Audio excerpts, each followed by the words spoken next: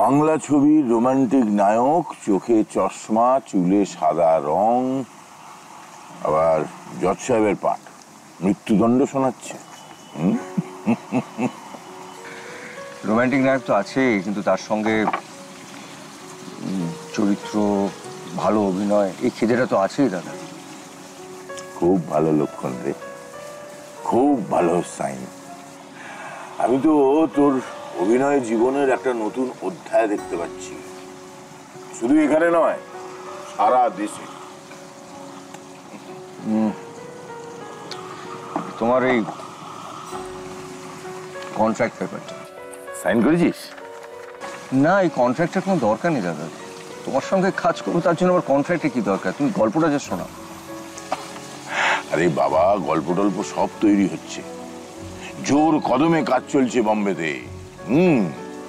কিন্তু তুই কি আমায় এটা ফেরত দিয়ে দিলি? কেন এরকম ভাবছো? এটা তো ঘরের ব্যাপার, কন্ট্রাক্টের দরকারটা কি? আমার মনে হয় তুমি আমাকে শুধুমাত্র গল্পটা শোনালেই চলবে, মানে গল্প, চিত্রনাট্য। আচ্ছা, কি কি গান ভেবেছো বলো তো এই ছবিটার জন্য?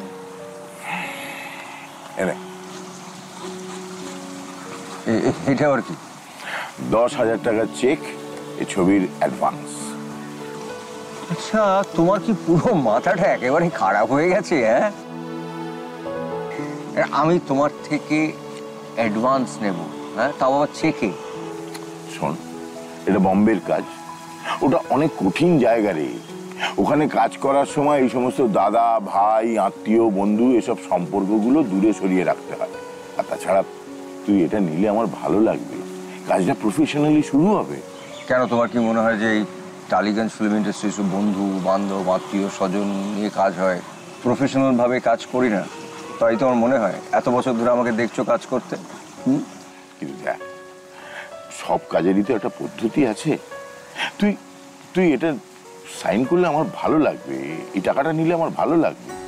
আচ্ছা, তুই কি আমার উপর ভরসা রাখতে পারছিস না যে আমি তোকে একটা ভালো গল্প এনে দেবো, একটা ভালো চিত্রনাট্য এনে দিতে পারবো? দাদা, তুমি একবার আমার দিকটা ভেবে দেখো। দেখো, এটা যেরকম আমার কাছে একটা বড় কাজ, এই কাজটার মধ্যে একটা বড় রিস্কও আছে।